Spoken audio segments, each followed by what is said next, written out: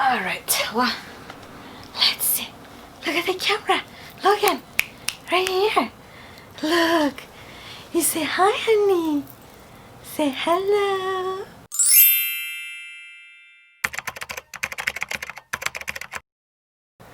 I am Logan.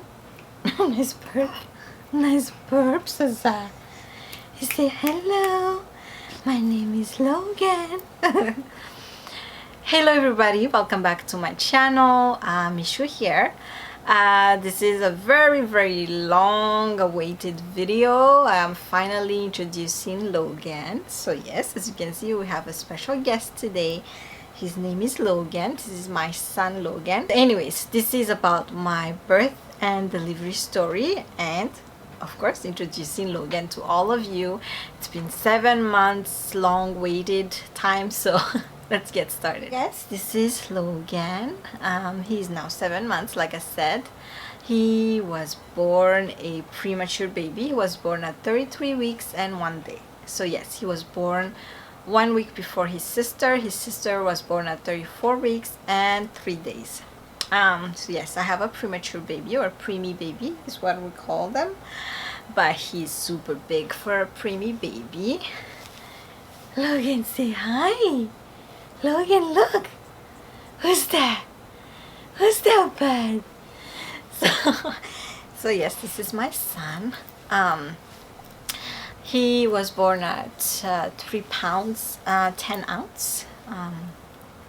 He was born without any breathing problems, so all he really needed to do was gain some weight and be able to hold his temperature. And so he got out of the NICU, or the NICU, at 1 week and a half. So yeah, that's Logan's story. Yes, he is a little bit grumpy right now because it's about nap time, but I meant to do this video since a long time ago, so we really needed to do it today. Excuse my hair, it's not cooperating.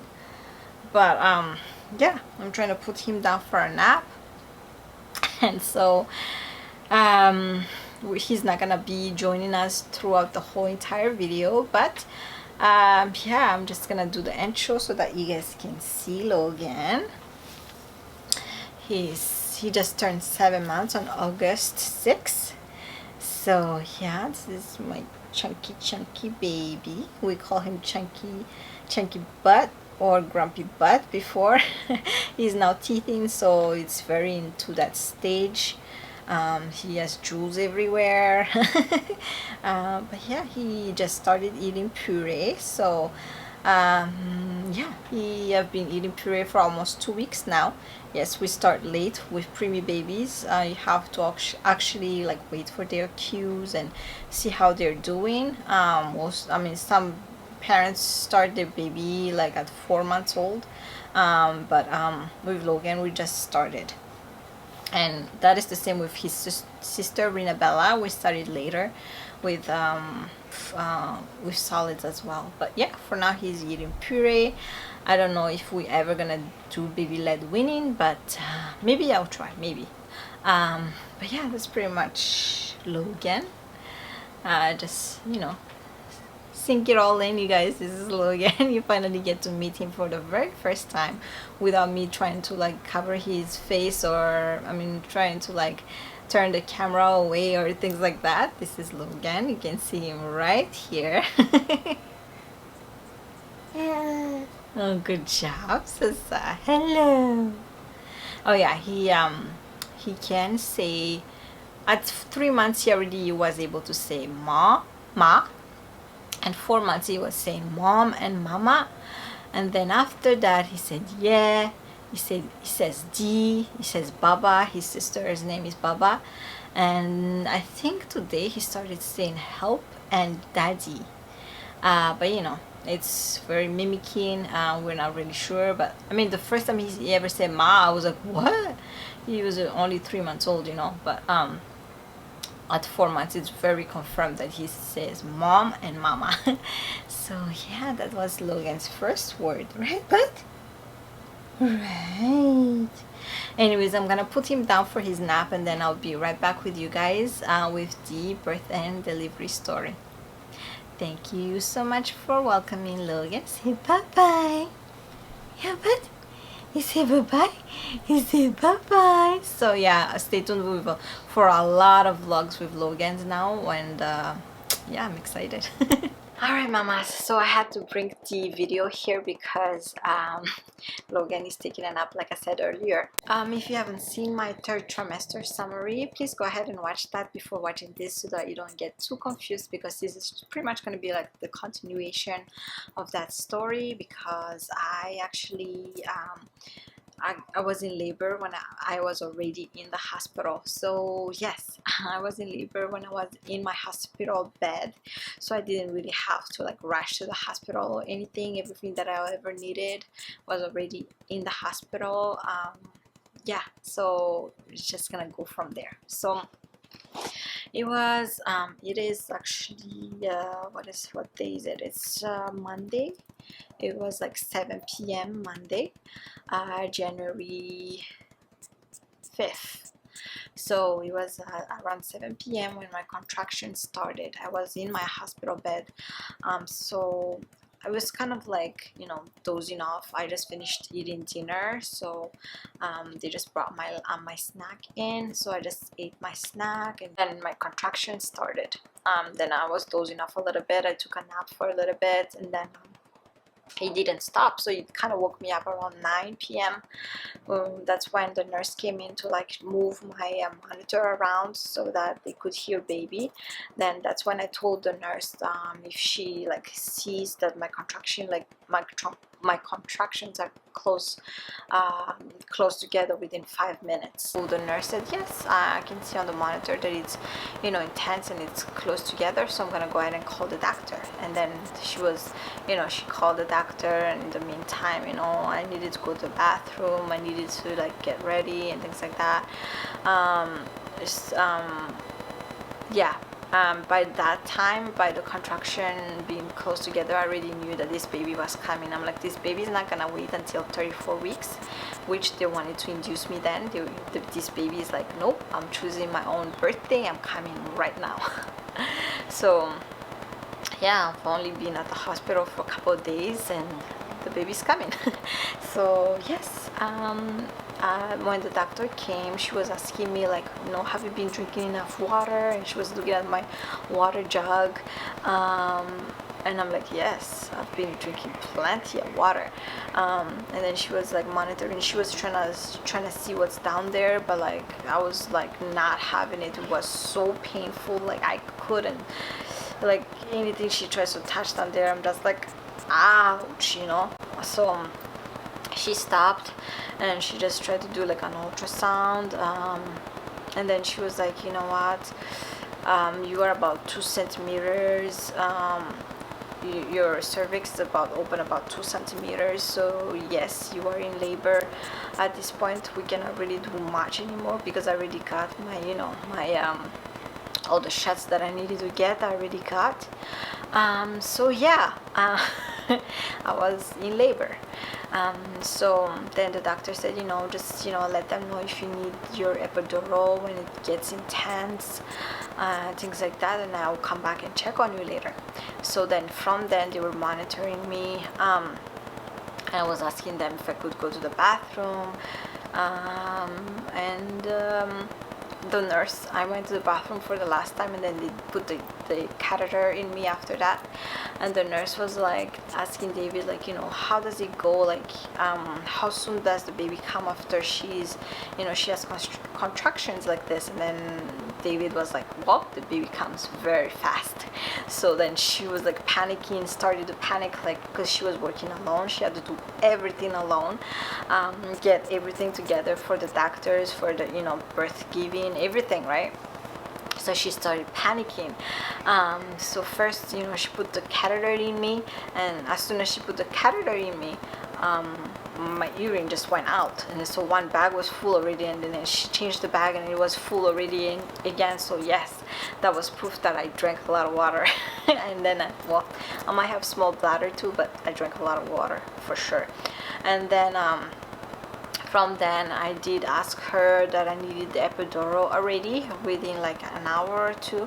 I already did ask for the epidural because it was getting super intense. Like it was literally like this time around, like with Rinabella, my contraction was like tightening of my stomach, and this time around it was more like the back, the butt contraction mostly.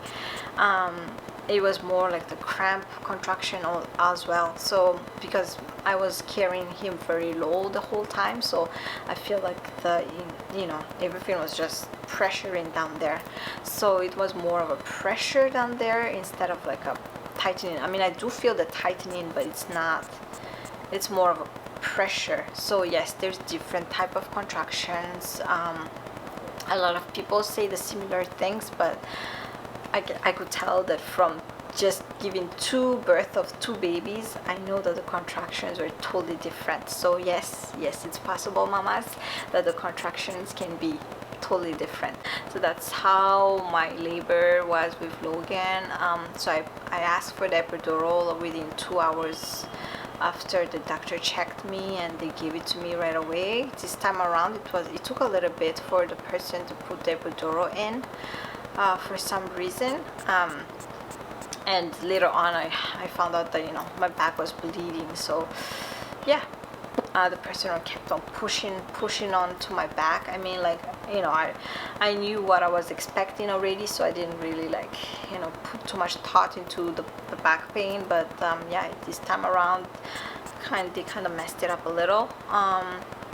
And then they gave me the thing to press to get more epidural into my system. I pressed it like several times, you guys. Like the pain was intense, okay? Like it was literally intense. Then they had to put all these things in through my vein, because I was already in the hospital, so I already had my my serum and everything, like my transfusion thingy, already in my veins. So they just had to add more medicine up there. I don't know. So yes, I started getting super thirsty this time around. The first time with Rinabella, I never gotten thirsty like that. I was hungry, but never thirsty. But this time around, I was super thirsty. So yes, I did notice a lot of people mention those during their birth and delivery story, and I never mentioned it because it never happened to me. Just like the cramping or the pressure was never like that. The butt pressure was never like that. It was more of a tightening, like I said. So yes, this time around I was very thirsty. I drank more and more water.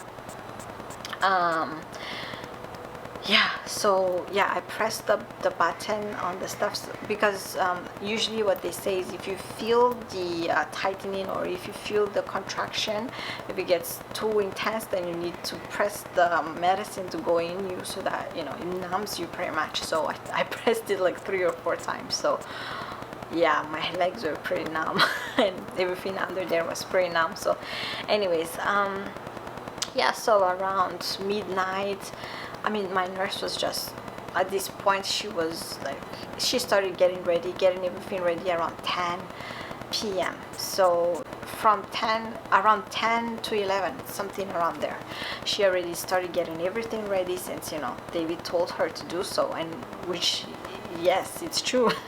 My babies always come soon, fast. So anyways, so then I was already like my contraction, I could feel them, but not as much anymore because the epidural was working. And then my nurse asked another nurse to come and help her set everything up, because she's starting to she's panicking pretty much. So she asked another nurse to come and help her. So the doctor came again to check on me. I was around midnight, I think. and yeah, she could see that, you know, my cervix is like a lot open now, about, I don't know, 4 centimeter, 5 centimeter. So yes, I'm in active labor at this time, and the doctor was like, good thing you ask for the epidural soon, because yes, you are definitely in active labor now. And I'm like, yes, I know. So yeah, they were just monitoring me, and my nurse was panicking even more, right? So around this time, she already got set all the like the warming table and all the little things that need to be sterile, things like that was already set on the side. And then, you know, the nurse asked if she could check. I don't know why, because you're not supposed to, only the doctor is supposed to check. But I mean, at this time I didn't even want to say anything. Maybe next time I'll say I'm not comfortable for you to check, just ask the doctor, because I feel like she thinks that I'm like young, so it's like it's okay for her to do that. But even the doctor, when she told the doctor that she did check, I know the doctor was like, what did you did what now? You know, the room started getting super cold around there, so I asked my husband to, you know, give me all the warm things. So he got me my blanket, you know, my robe. I was wearing my robe at some time, or I just put my robe around me. I was wearing my socks because I was freezing, you guys. This is the same thing as last time. I don't know whatever they're using that makes me super cold, but it is making me super cold. I don't think it's the epidural. I think it's the thing that comes through the serum thingy. I forgot the name in English pretty much, but yeah, you guys. So around 1 a.m. my nurse started panicking even more. So she was like, you know, please don't give birth when I'm just here, just wait for the doctor to come. And I was just laughing, you know, like, what? And around, I don't know, like 3 a.m. I think, the doctor came again to check on me. And then that's when, you know, like, you know, it's almost about to go time. So then they called the what is it called, the special doctors for the PREEMIE, for premature babies. They just page each other. They already know the code, so whatever they hear on the speaker or whatever, they will just come. And also the doctor that gave birth to me was actually like a student doctor, I guess. Not really a student, she's already like she can do things on her own, but about giving birth, her supervisor just has to be there because it's a special step. I don't know, but anyways, she was my OB, and so she just followed through with everything. You know, I just have to call my boss, and it's just a protocol. And the nurse was like, don't worry, she's like the best doctor there is, but it's just a protocol that she has to call her boss. But then she was like, if the baby's coming any minute and the doctor is not here, it's okay, I got you, I've done this many times and things like that. I'm like, I mean, you know, I do trust her because, you know, I know these things. Because of the hospital I'm in, any doctor can see me from, you know, from my prenatal care to like giving birth to like after giving birth to postpartum care. So yeah, so then, you know, you were just like, we're just waiting for the contraction to come again so that I can push. And then from those times, it's like I really feel the contraction getting stronger even with the epidural, and that's when you know that the baby's coming. And also they can see on the monitor like how intense the contraction is, so that, you know, they tell you like, you know, it's almost time.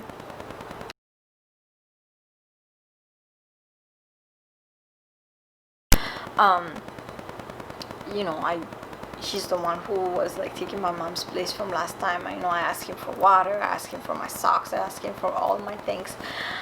Then I even asked him to like warm me up because I was so cold, and probably it's because, you know, it's like I'm about to give birth right now. And another reason is because the medicine that's coming in me, there was one specific medicine that needed to be inserted into the medication that comes in me before I give birth to protect the baby from bacteria.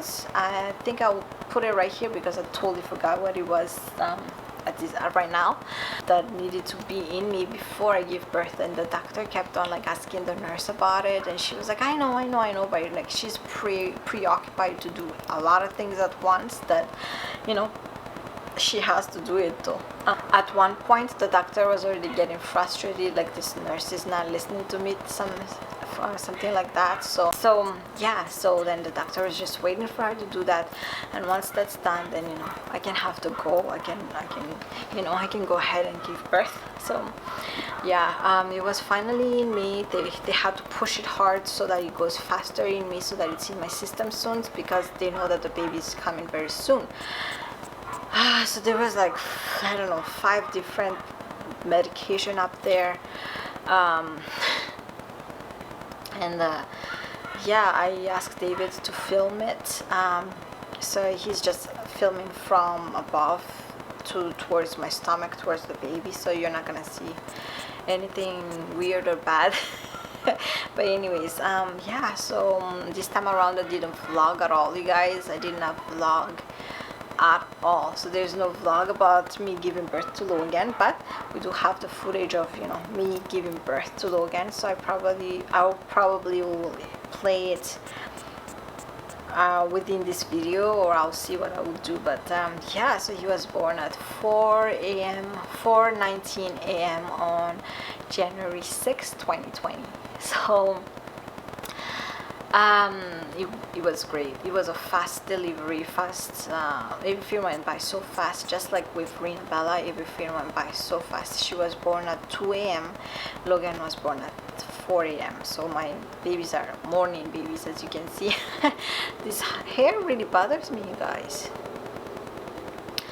Yeah, so giving birth to him was very easy. I just did 3 pushes and he was out. Both my kids cried when they were out, and of course I cried again. Yes, I always cry after giving birth to my kids. There was one point when I was pushing, and then I was like pushing I think the doctor thought I was pushing so hard, but I was barely pushing. But she was like, you know, just take it easy, because I guess she didn't want me to tear. And also, you know, gotta wait for the contraction, because she didn't want me to tear, and she want to be able to catch the baby and things like that. So there was a time when I was just coughing and the baby almost came out. Logan almost came out. But then, you know, after the third contraction came in, and I pushed again, and he was out. He was crying, and then at some point he stopped crying, and I looked up, and then the doctor kind of massaged him like this, and he was crying again. And because he's a 33 weeker and not 34 weeker, they had to wait 1 minute to hold him out to be able to see if he's able to breathe or not, instead of the 30-second or something like that.